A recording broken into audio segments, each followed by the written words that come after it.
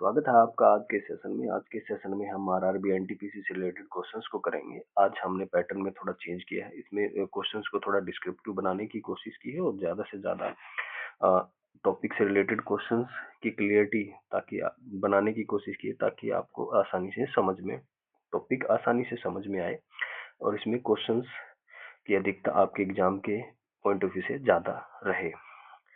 तो इस प्रकार से हमने क्वेश्चंस को बनाने की कोशिश की है। तो बने रहिए हमारे साथ आज के इस सेशन में। आज के जो क्वेश्चन हमने सिलेक्ट किए हैं वो इस प्रकार है। पहला क्वेश्चन है हमारा, सत्यमेव जयते कहाँ से लिया गया है? तो सत्यमेव जयते मुंडकोपनिषद से लिया गया है, जो भारत का एक राष्ट्रीय आदर्श वाक्य भी है और इसका अर्थ होता है सत्य की विजय। तो इसमें 3-4 क्वेश्चन बनते हैं जो आपके एग्जाम के पॉइंट ऑफ व्यू से काफी इंपॉर्टेंट है। नेक्स्ट क्वेश्चन देखते हैं, संविधान का कौन सा अनुच्छेद पंचायती राज को परिभाषित करता है? तो ये पंचायती राज को परिभाषित करने के लिए 243 से 243 ओ के तहत जितने अनुच्छेद हैं वो आते हैं, और जो संविधान के भाग 9 में है और 73वें अधिसंशोधन में इनको 1992 में जोड़ा गया था।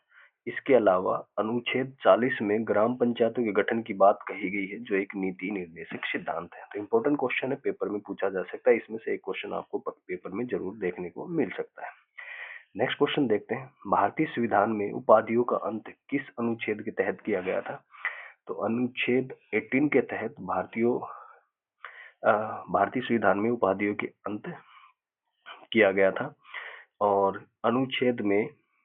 इस अनुच्छेद में राज्य को सेना या शिक्षा से संबंधित उपाधियों को छोड़कर अन्य कोई उपाधि प्रदान करने पर रोक लगाता है। नेक्स्ट क्वेश्चन है हमारा, भारत में क्रिप्स मिशन के समय ब्रिटिश प्रधानमंत्री कौन था? तो विंस्टन चर्चिल था ब्रिटेन का प्रधानमंत्री क्रिप्स मिशन के टाइम पे। और क्रिप्स मिशन 1942 के अंत में ब्रिटिश सरकार द्वारा द्वितीय विश्व युद्ध में उनके प्रयासों के लिए पूर्ण सहयोग, भारतीय सहयोग और समर्थन हासिल करने के लिए एक असफल प्रयास भी था। नेक्स्ट क्वेश्चन है, कौन सा पारे का आयसक है? पारे का आयसक है सिनेबार, जो एक प्रकृति रूप में पाए जाने वाला खनिज है। पारे का मुख्य आयसक है और यह पारा सल्फाइड HgS से बना है, जिसका रंग चमकीला लाल भूरा होता है। और सिनेबार से निकाला गया पारा विभिन्न अनुप्रयोगों में उपयोग में लाया जाता है, जैसे थर्मामीटर, बैरोमीटर और प्रतिदीप्ति प्रकाश व्यवस्था में शामिल किया जाता है। इंपॉर्टेंट क्वेश्चन है, पेपर में पूछा जा सकता है। नेक्स्ट क्वेश्चन है, राष्ट्रीय हरित प्राधिकरण अधिनियम किस वर्ष अधिनियमित किया गया था? तो ये भारत की संसद में 2 जून 2010 को अधिनियमित किया गया था। इसके तहत 18 अक्टूबर 2010 को राष्ट्रीय हरित अधिकरण NGT की स्थापना की गई थी। इंपॉर्टेंट क्वेश्चन है, पेपर में पूछा जा सकता है। नेक्स्ट क्वेश्चन है, बाबर और इब्राहिम लोदी के बीच पानीपत का पहला युद्ध हुआ था, कब हुआ था? तो ये हुआ था 21 अप्रैल 1526 को बाबर और इब्राहिम लोदी के बीच में पहला पानीपत का युद्ध हुआ था। इस युद्ध में बाबर की जीत हुई थी और इस युद्ध के बाद ही मुगल साम्राज्य की नींव रखी गई थी। इंपॉर्टेंट क्वेश्चन है, पेपर में पूछा जा सकता है। इसी प्रकार पानीपत का दूसरा युद्ध कब हुआ था? तो 5 नवंबर 1556 को पानीपत का दूसरा युद्ध हुआ था, जिसमें मुगल सेना और हिंदू शासक हेमचंद्र विक्रमादित्य हेमू की सेना के बीच में लड़ा गया था। नेक्स्ट है, तीसरा पानीपत का युद्ध हुआ था, ये कब हुआ था? ये अहमद शाह अब्दाली के नेतृत्व में अफगान और मराठों के बीच में हुआ था।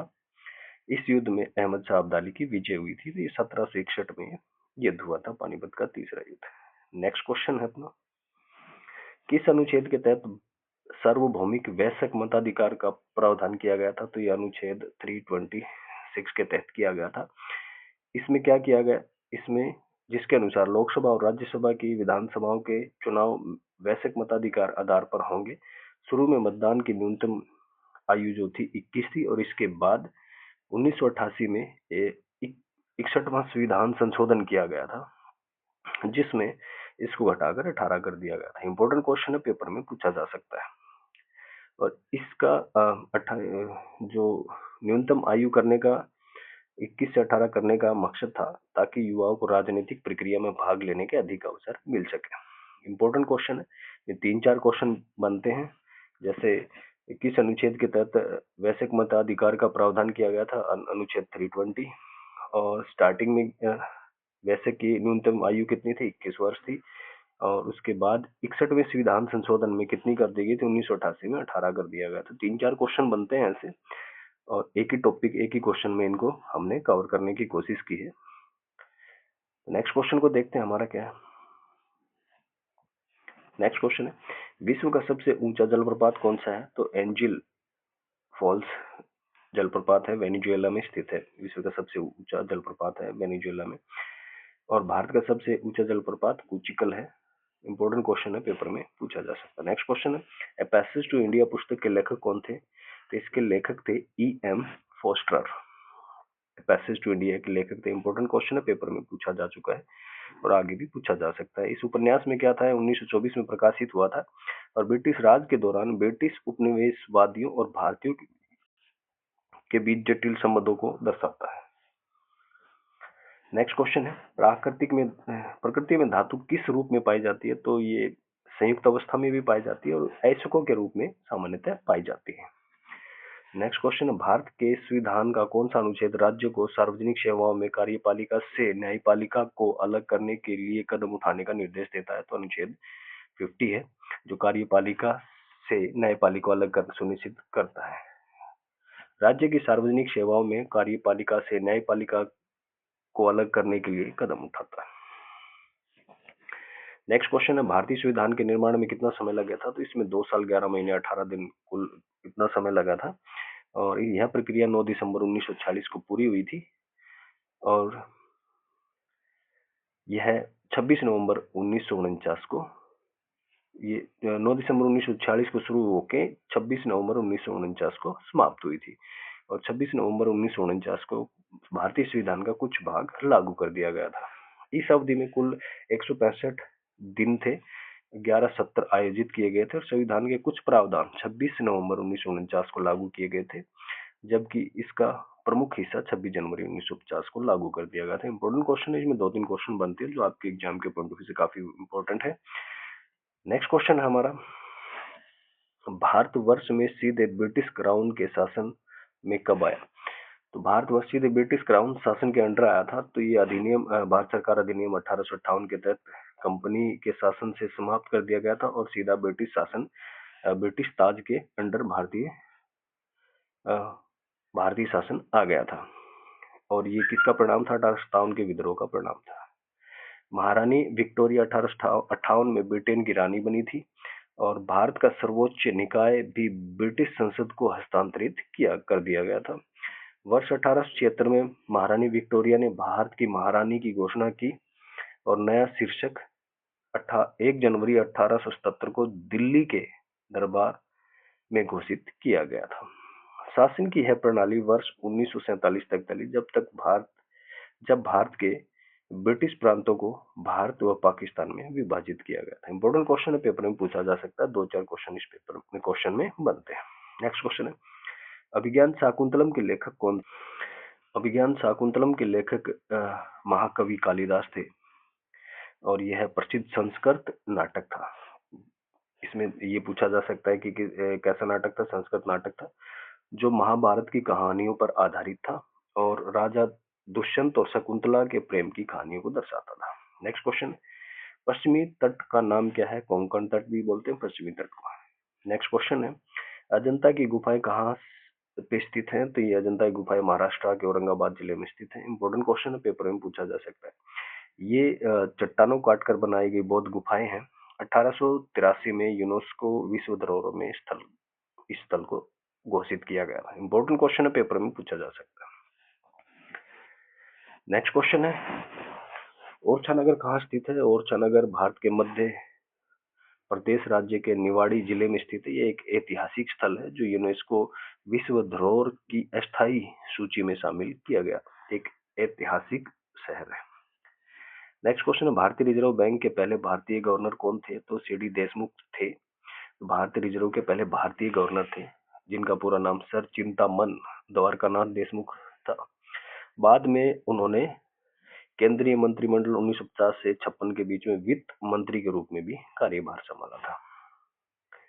नेक्स्ट क्वेश्चन है, समाचार पत्र बंगाल गजट के संस्थापक कौन थे? तो बंगाल गजट समाचार पत्र का